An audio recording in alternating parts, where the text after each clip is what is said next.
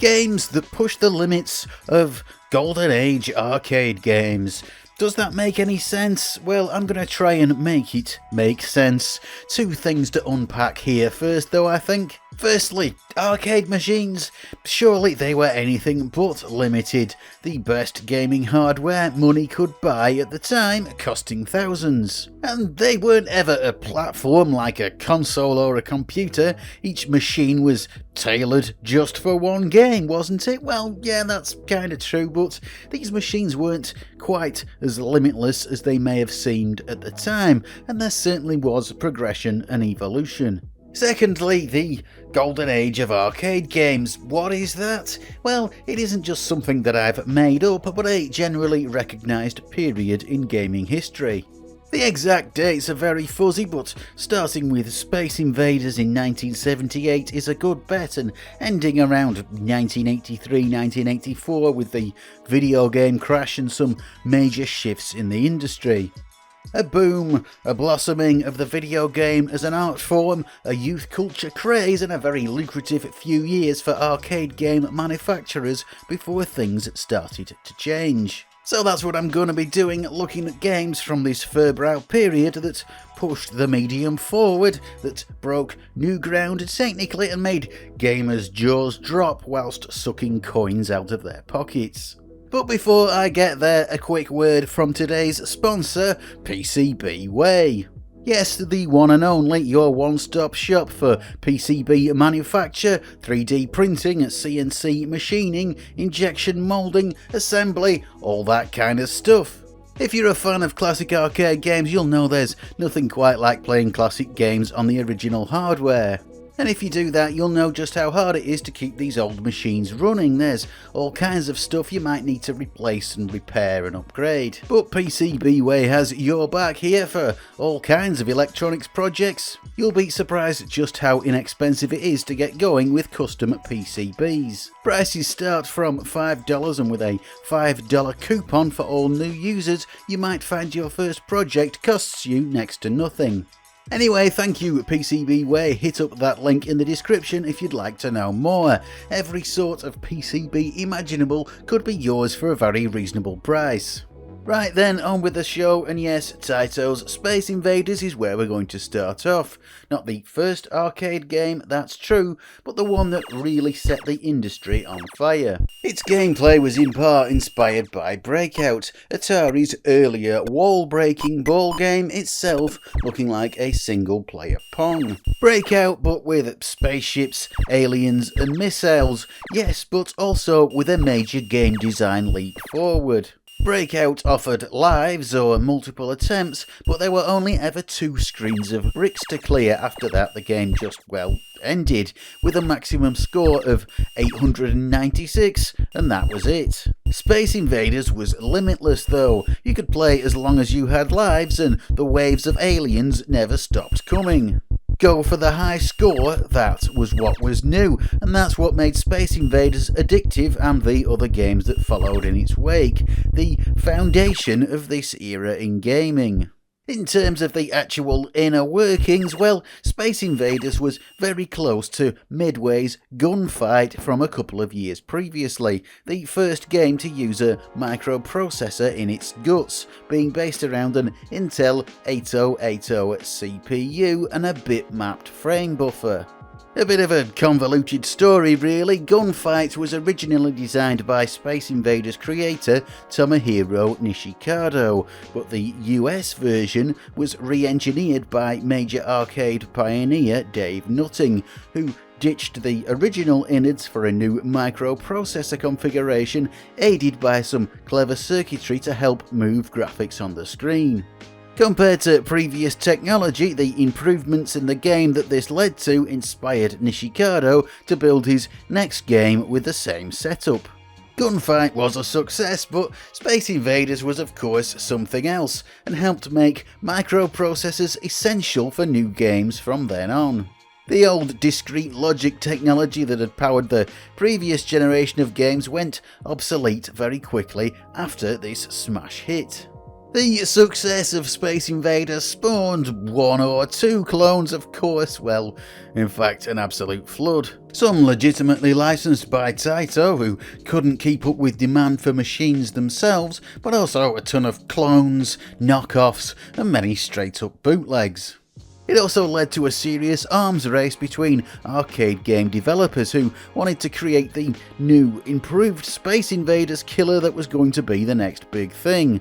Yes, it's like Space Invaders, but must have been the mantra in many pitch meetings. Everyone got in on the act, even Nintendo with the utterly forgettable Space Fever. This is not what made them famous. It was Namco though that won the next big thing crown pretty convincingly with a game that went on to leave a huge legacy. It's Galaxian. Yeah, this is Space Invaders, but it's in full colour, there's no bases, and the enemies fly down the screen at you. That's basically what it is, and even if you're a hardcore retro gamer, it may be hard to see what made this so amazing, but it was a genuine step forward from Space Invaders, the game that was everywhere back then. The colour itself was a novelty, and it was genuine RGB colour on a colour monitor. Galaxian might not have been the absolute first game to do this, but it was amongst the first. Strange as it seems now, but all the early arcade machines had black and white monitors. But Galaxian wasn't just colourful, it was detailed, it was smooth, it was fast, and it had a bit more pizzazz than what came before. If you were a serious Space Invaders addict circa 1979 with the wrists of an 80-year-old, it must have been a real sight the first time you saw those aliens dive bombing towards your ship in vivid Technicolor. But it didn't just look good, Galaxian had some extremely clever technology behind it, technology that turned out to be very enduring. You see, Galaxian was the first video game hardware with tile-based graphics. It didn't have a bitmap frame buffer like Space Invaders, the system used a set number of predefined blocks of pixels stored in ROM and arranged on the screen. Instead of having to store the state of every individual pixel, the graphics memory just had to store the tiles and their positions. Although this approach has its limitations, it's hugely flexible and very efficient in both RAM and processing power. You can do a lot with it on pretty weak hardware. Not only that, Galaxian had support for scrolling backgrounds. That's actually what's behind the rows of aliens moving back and forth. They are a tile-based background scrolling in columns.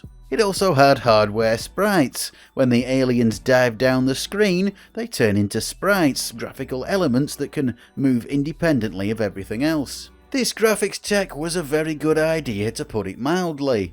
A lot, and I mean a lot, of arcade games, a lot of home game systems too for that matter that came after, were based on what was laid down by Namco here in 1979. Many other arcade games reused the Galaxian arcade board or some variation of it, either officially licensed from Namco or straight up bootlegged like this Nightmare Fuel version of Donkey Kong.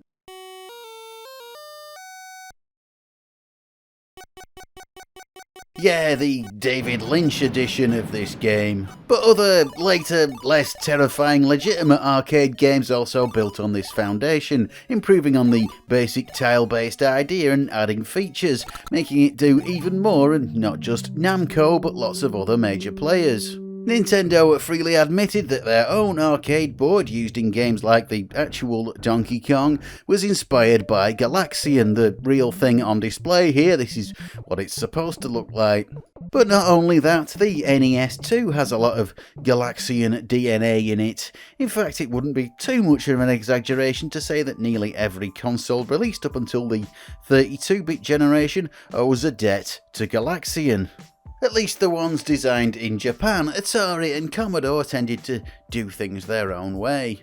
So yeah, that's the golden age of arcade gaming in a nutshell. Space Invaders, Galaxian, and then it's a load of Galaxian hardware clones with twiddly bits added. Video over, thanks for watching. Okay, there's more to it than that, but there was a lot of 2D action games that were part of this paradigm. Namco themselves gave us games like Rally X and Pac-Man in 1980, an insane hit that rivaled Space Invaders. Pac-Man became an enduring icon, though his maze-based gameplay never really made it much out of the 80s, but the game did introduce the world to power-ups, cutscenes and cartoon mascots, stalwarts of video games to this very day. But the innovation continued, and it wasn't just Namco. Many companies were hoping to rip the coins out of kids' pockets. Early 1981 saw the release of something else that was quite special. One of the first, maybe the first, horizontally scrolling shooter.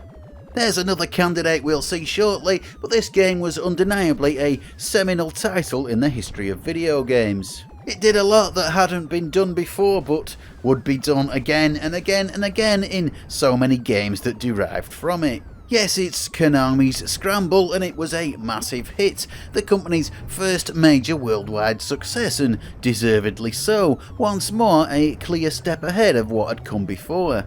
The colourful scrolling backgrounds were unlike any previous shooter, but not just that, it was one of the first games with multiple differentiated levels, with different environments and different enemies in each. It was also one of the first with an ending, even if your only reward was a message of lukewarm enthusiasm and another harder loop. Yes, it was based around Galaxian hardware, officially licensed by Konami, souped up slightly with a dedicated sound processing subsystem featuring 2 AY chips, which does seem a bit like overkill considering what the end result sounds like. But anyway, let's leave Scramble and the other myriad offspring of Galaxian and jump to the other side of the Pacific and take a look at that other candidate for the first scrolling shooter. Again released in early 1981, it's Williams Defender. Coming out at almost the exact same time as Scramble, it was technically just about the same genre, yet entirely different. Complex for a game of the era, and most of all, it was hard to master. Like playing Space Invaders with your left hand and Asteroids with your right was what creator Eugene Jarvis had envisioned, but it very quickly became like playing nothing with no hands when it was game over and time for another coin. Defender wasn't just different from Scramble in gameplay, its hardware architecture was an entirely different bag of whatsits as well. More like Space Invaders, Defender was based around a bitmapped frame buffer and relied upon tightly coded assembly language routines running on the CPU to draw its graphics, rather than as Scramble did making use of hardware sprites and scrolling. The Motorola 6809 processor in the machine was up to the job though, and the system was able to handle a game with more independently moving objects on the screen than many others would be able to. But moving on, Williams' next game, Robotron 2084, went a step further with that same hardware, giving it some extra power with the aid of what Williams dubbed special chips. Robotron was another big hit for Williams and another enduring classic, maybe a touch easier to get into, but not much. Still a punishing reaction testing blast fest. Robotron managed to have even more going on the screen. More enemies, more missiles, and even more of those insane particle effects, despite having very similar hardware to its predecessor. How so? Well, it's the aid of those special chips, which turned out to be Blitter co-processors. These were designed to move lots of data into the bitmap frame buffer very quickly, essentially a super fast way of painting graphics on the screen. Quite a bit different from the sprite systems of other arcade boards in the way it works, but ultimately it ends up having the same purpose, quickly manipulating graphics objects. This type of setup has its disadvantages, but when it's done right, the effects could be stunning. Once again, this level of insanity with up to 80 different moving objects was something that any other video game hardware of the day would struggle to match. But Eugene Jarvis and Williams would go even further with their amazing arcade system board with Blaster from 1983. Running on the same hardware as Robotron and supposedly a sequel to it, Blaster makes a total about face when it comes to the genre, though not when it comes to lurid eye candy and explosions. Blaster was not nearly as big a hit as previous Williams games. In fact, it was a total flop, with reputedly less than 500 cabinets made. Yeah, it's not as good a game as Robotron or Defender, not really as memorable, but it is quite fun for a quick button mash, and the sheer novelty of it must have been worth something. So, I've no idea why it died on its arse, but it did. The most convincing reason I've heard is that people in 1983 were just flat out scared of 3D, something the fate of some other games seems to bear out, but I'll get to that later. You might be thinking that this looks like a shitty Star Fox, well, very like a shitty Star Fox in some parts, and I do wonder if it was an influence. But anyway, the exciting part here is the 3D, isn't it? Not true 3D polygons, but sprite scaling or sprite zooming if you like, here done in software with more tight assembly coding. But these types of graphics, usually done with dedicated hardware, was something that would become very big in the arcades in the coming decade. Whilst Williams had been innovating in the USA, they hadn't exactly been napping in Japan. Things had moved on there, but in a slightly different direction. So let's wind back a year or two and have a look at a game from 1981. It's Sega's Turbo. Not the first-person-ish racing game. It's not first-person, is it? But you know what I mean. And not the first game with sprite scaling either, but the first to marry the two in a way that became quite big later on. A prototype of the sort of thing that would be a major force in the 80s. It's quick and full of great big, slightly jittery sprites whizzing at you. Turbo is full of vivid action and low on subtlety. It's not as slick as Sega's later games like Hang On and Outrun, but the essential elements are there, albeit slightly off-kilter and a touch wonky. Apparently development was so fraught that coder Steve Hanawa suffered a collapsed lung from the stress. I shouldn't laugh, but lord, that sounds like a rough gig. Interestingly, or interesting to me anyway, the sprite scaling is actually partly analogue. All the trees, buildings and all the other objects that grow larger as they get nearer are made to get bigger by reading back their graphics data more slowly. Clever indeed, but not the way it was done in later games, as hardware just continued to get more sophisticated. Namco once again led the way here with another pioneering game released in 1982. It's Pole Position. Prepare to qualify. By any modern standards, calling this realistic seems bizarre, but at the time it really seemed that way. The first game to actually recreate a real racetrack, Japan's Fuji Speedway in this case, it took a lot of care in simulating many aspects of racing that are totally taken for granted in modern games. Of course, the way that it looked and sounded were a big part of its appeal. It's colourful and it is, by 1982 standards, detailed. Not a far cry away from what Turbo had done the year before, but better this time and more grounded in reality. It even featured not synthesised but actually sampled real human speech. Coach Robin is qualified to roll. It doesn't sound that great, but still you've got to give them points for effort. Namco there learning the hard way that if your voice actor is trapped in a toilet cubicle, it's probably best to reschedule the recording session rather than have them shout it through the door into a dictaphone. But I'm not a one to talk, I've done videos that barely sound any better. All this high-tech stuff required some more top-of-the-line electronics inside to achieve, of course, and Pole Position had some advanced sprite scaling circuitry done entirely digitally, unlike Turbo, and able to make things not just taller but wider too. It was also the very first arcade game to feature a 16-bit processor, quite a milestone really. The dawning of the 16-bit era. Yeah, Namco had some really good years in the late 70s and early 80s, bursting with innovation that left a lasting legacy on video games as a whole, not just the arcades. Xevious here, another major title from them, released in late 1982. Once again, the hardware running this finds its origins in Galaxian. But let's go back a couple of years again, and back across the Pacific, to look how things were being done on the other side of the world with Atari's Battlezone. Yeah, this is becoming a tale of two industries, a rift between East and West. In Japan, colourful, tile-based graphics dominated, but in the USA things were a bit more experimental, one of those experiments being vector displays. Seminal in a lot of ways, Battlezone has been credited as a pioneer of the first-person shooter and 3D games in general. And it's the vector monitor that is what allowed this Spartan green 3D world to be conjured on the screen.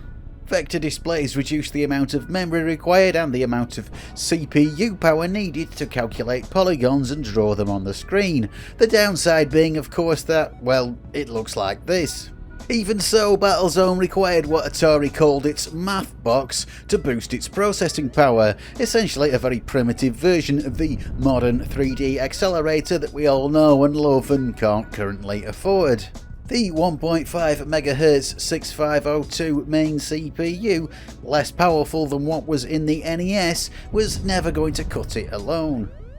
The absolute culmination of these vector games though was surely Star Wars. Yeah, it didn't appear till 1983, and yes, there'd already been a million unofficial recreations of this type of thing, but the genuine Star Wars arcade here was the definitive version.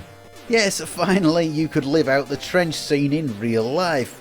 Video game real life, but that's good enough. Complete with voice synthesis so authentic George Lucas would never have bothered with Alec Guinness if he'd have had it available to him for the original film. Use the Force, Luke. The Wikipedia article currently claims that these voices are samples from the original actors. Well, it's not, and I've no idea how anyone could mistake it for that. I mean, listen to it. Rather strong, isn't it?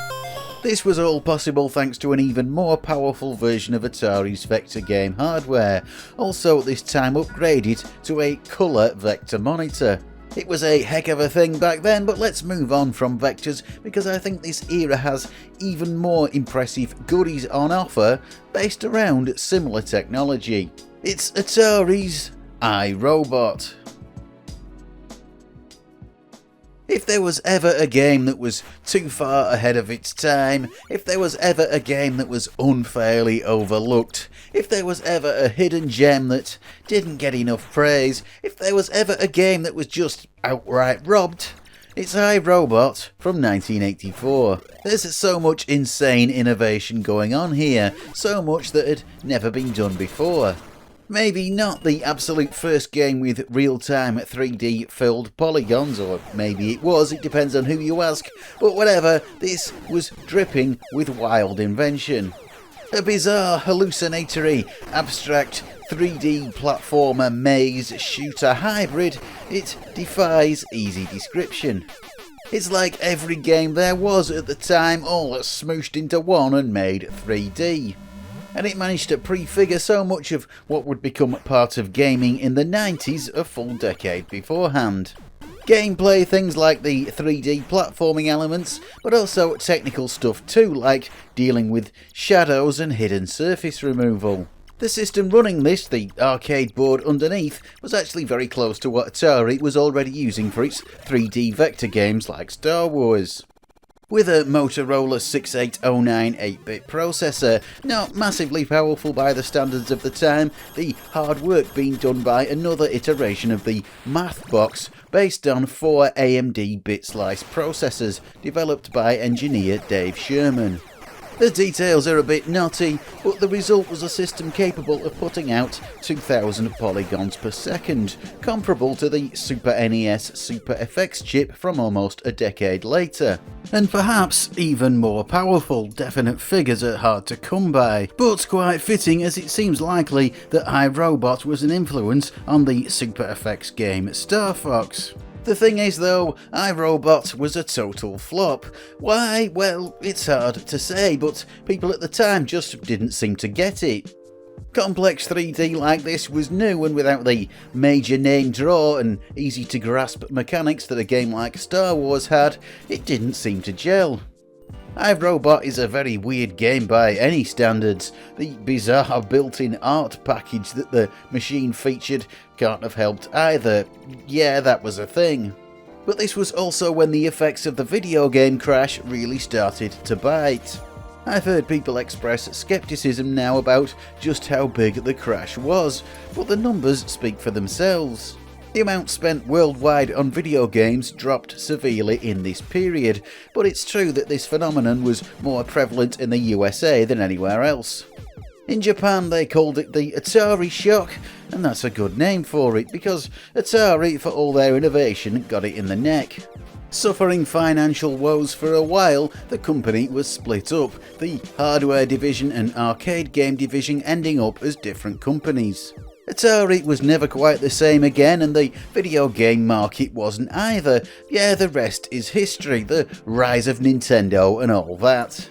iRobot was the last game released by the original Atari Incorporated, it seems, before it was broken up, so a good place, I think, to call the end of the golden age of arcade games. So that's it folks, time for me to sign off once again.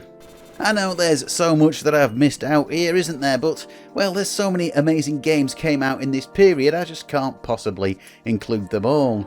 And I know that I've given no mention at all to Laserdisc games. This here is Dragon's Lair. They were huge for a while, but I think this is something that deserves its own video. An entirely different sort of thing than anything else here. Anyway, thank you so much for watching. Thanks for getting to the end of what's become quite a long vid once again. Thanks as always to my ever so generous patrons. Your help is as always greatly appreciated. If you'd like to join them, there's a link below, and I'll say goodbye, and I'll see you next time folks.